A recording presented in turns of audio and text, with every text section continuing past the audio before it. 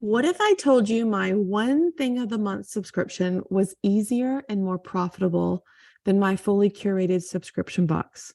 What if I told you I had almost double the subscribers in that subscription than I did in my larger, more expensive box? Today, I'm sharing ways to get started with a one thing of the month subscription. Come join me. Welcome to the Launch Your Box podcast with weekly tips, tricks, and strategies to start, launch, and grow your subscription box. Now, here's your host, Sarah Williams. Welcome back to another episode of the Launch Your Box podcast.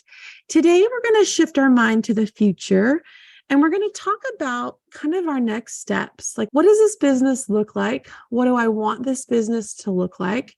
How can I make things different in the new year? Or how can I get started on something that I've been maybe dragging my feet on in the new year? And I want to talk to you about creating a one thing of the month subscription. And back in episode 77, I talked with Rhonda from Posh Pups and how she created a dog bandana subscription. And if you haven't listened to that episode, I'm going to encourage you to go back and listen to it after you listen to this one, because I think you'll feel inspired. You'll really figure out how Rhonda went from selling a lot of different things to narrowing down to this one particular thing, and how she built a really thriving subscription from it. And it was literally one item, a personalized dog bandana every single month. And it changed her business and she continues to grow. So I want you to go back and listen to that, because today we're going to dig into that topic just a little bit more. We're going to talk about the benefits of having a one thing of the month subscription, what to pick for your one thing of the month subscription, and how you show up and sell the one thing of the month subscription. So let's dig in. When you first started to have your idea about starting a subscription box, maybe you dreamt about a carefully curated box, lots of little touches to your box, planning all the items that complement each other, and it all sounds fun and exciting, right? But then the overwhelm sets in. What if you didn't have to create an entire experience for your subscriber? What if it was only one thing? Would it be easier? Would it get you moving forward faster? Does it feel less overwhelming? I want you to open your mind to starting a one thing of the month subscription instead of that carefully curated box. All right, let's dig in. Grab your notebooks. We're going to start with the benefits. I need you to understand the differences of why it's easier to start with a one thing of the month versus a fully curated box. Okay. Number one, you have the lowest barrier of getting started. Okay. So you don't need a lot of vendors. When we're starting a subscription box, sometimes we're going to get one item from this vendor, one item from that vendor. We're going to have to go to market and find different products. Like, we've got to start searching, and this search could be extensive. With a one thing of the month, you need one vendor, or a lot of times the people doing the one thing of the month are making the items themselves. It just streamlines the process. So you don't need a lot of vendors. You don't need a ton of cash to start up. If you have one thing in your box for the month versus 5 things, you've cut your expenses significantly. So you don't need a lot of cash when you start up a one thing of the month. Another thing that you're going to cut your cost, time, effort, energy, all the things on is packaging. Your packaging can be simple and the same every single month. And you don't have to worry, will this product fit in my box? Do I need to get a bigger box? What size box do I need each month? If you have one thing of the month, your packaging is going to be exactly the same every single month. So when you think about getting started, a one thing of the month has the lowest barrier to getting started. Okay. Number 2, a one thing of the month is easy to fulfill and ship. There is a big difference in packing a fully curated box with lots of different items and packing a one thing of the month. It's going to streamline your fulfillment. We have both. right? If you guys have been around the podcast for a little bit, you know a little bit about my subscriptions. I have 3 subscriptions. I have one fully curated box. It's called the Monogram box. And I have 2 one things of the month, my t-shirt club and my tees for teachers. So I have 2 t-shirt subscriptions and 1 curated box. We fulfill thousands of our t-shirt subscriptions in a fraction of the time it takes us to fill our fully curated Monogram box. Like a fraction of time. It is one item, one box, fewer touches. When you think about that fully curated box and how many items are going to go in there and how many times we have to touch that box, it's a lot of touches. It's a lot of time. It's a lot of labor. Our one thing of the month, super simple. We get thousands of those out in literally a half a day. Easy to fulfill and ship. Number 3, higher profit margin. Would you be surprised if I told you that my one thing of the month has a 20% higher profit margin than my more expensive customized box? Like it does. Sometimes it blows people's mind because it's such a smaller dollar amount, but it has such a higher profit margin because I don't have to deal with all the extras. I don't have to deal with different types of filler. I don't have to deal with, every item that you add to that box keeps adding more and more, and your profit margin gets less and less. But if I know I'm doing one thing of the month, typically that item is going to be the same cost from month to month, right? So I know what to expect. With these curated boxes, my things cost different. Different items cost different dollar amounts. And so it's a balancing act of the budget every single month with the curated box, because I got to make sure I don't go over budget. I got to make sure it feels full. I got to make sure all of these things happen and line up. But it's super streamlined with my one thing of the month because I know exactly what my costs are and my profit margin is able to remain high. Plus it's less labor that I have to pay, cutting into my profit margin. Plus I get to use cheaper packaging. I get to use a poly mailer instead of a cardboard box. I mean, we're talking 35 cents versus $3. That's a huge savings. Plus I get to spend half the amount on shipping because it's such a light item. So I want you to think about a one thing of the month and how it relates to your profit margin. Are you sold on this yet? Let's talk about what that one item of the month could be. So if you're already a store owner, I want you to think about what is your best selling item. And then think about what do people repeat buy? So whether you have a brick and mortar store or you have an online store, what do people come back for? Okay. Do they come back and buy a particular item month after month?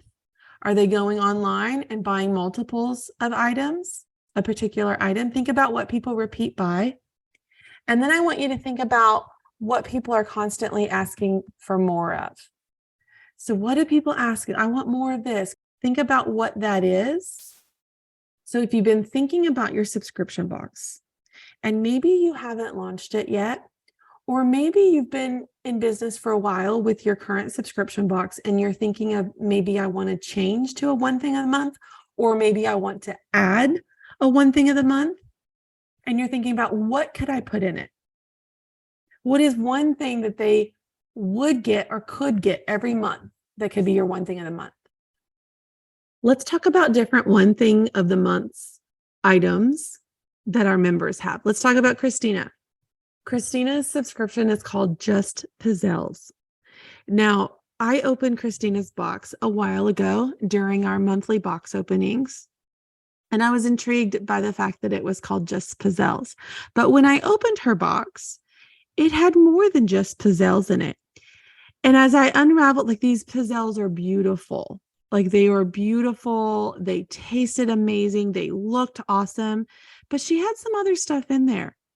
And I questioned her about why she had some other stuff in there. Why did somebody that was buying something that was just pizzelles need these trinkets or extras in this box?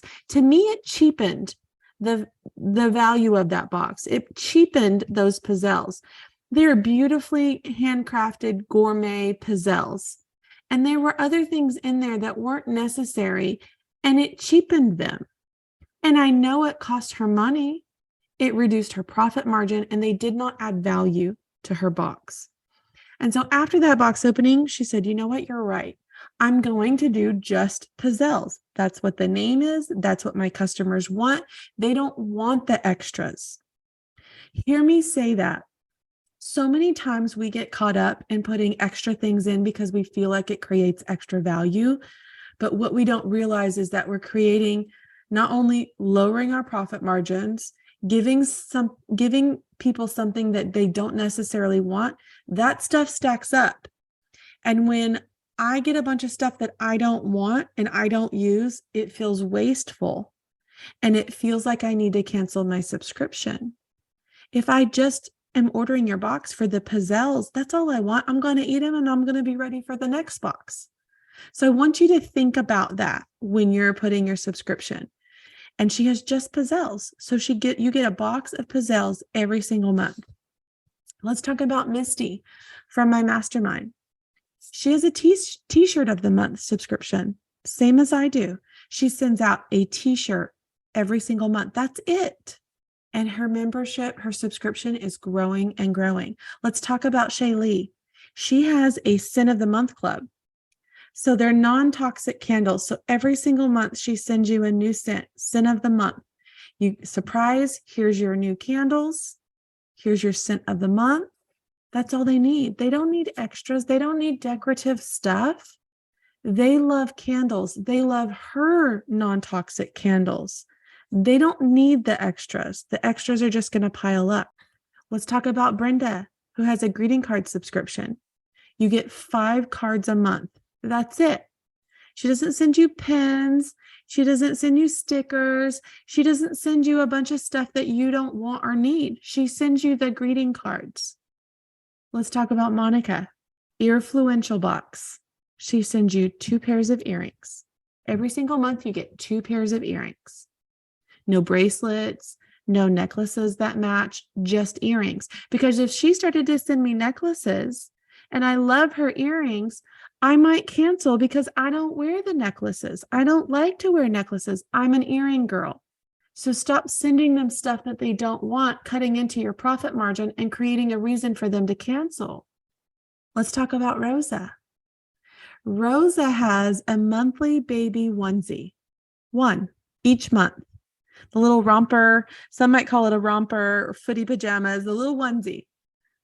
How great would it be to get a new high quality onesie every single month for your baby, for your ever growing baby? She sends you a friendly text each month asking if the size have changed. Convenience. Hello. How great is that? Jonica, goodie of the month. Jonica has a bakery box. That's her fully curated box with lots of different things in it. And then she has a goodie of the month where she sends 1 item, multiples of that item, but you don't have all the stuff in the bakery box, all the different stuff. It's the one thing. Goodie of the month. Tiffany, door hanger of the month. Tiffany hand paints beautiful door hangers. And she makes 1 every single month for her hundreds of subscribers. 1 thing of the month. She doesn't send you extra stuff. She sends you 1 door hanger every month. Let's talk about Christy, Washi Love Club.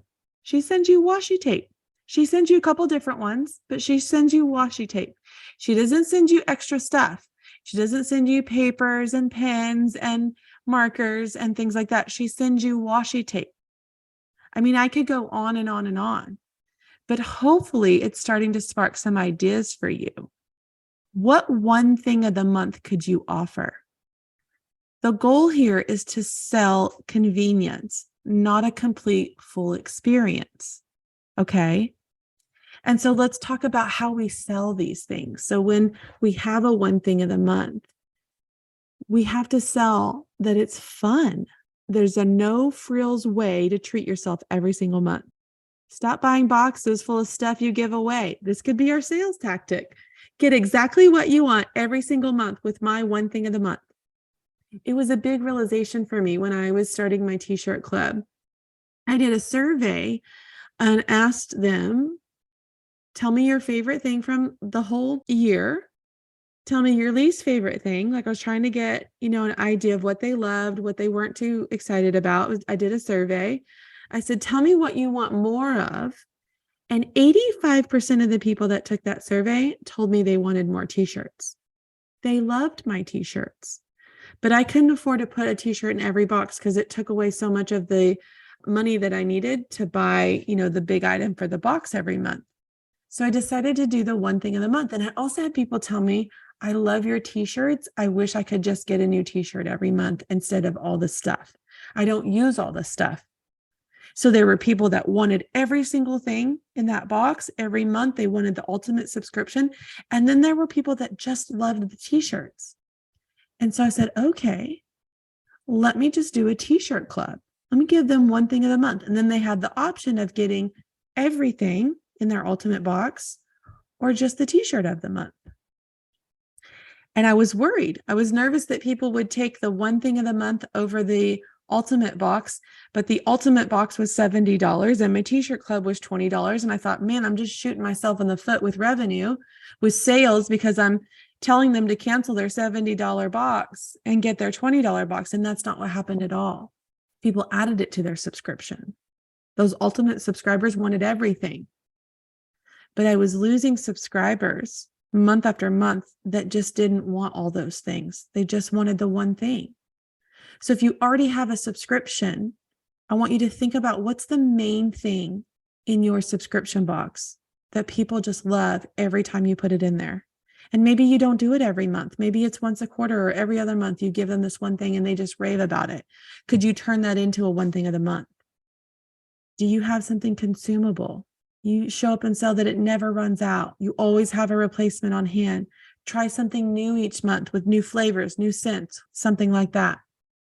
Sell it as a convenience and something fun.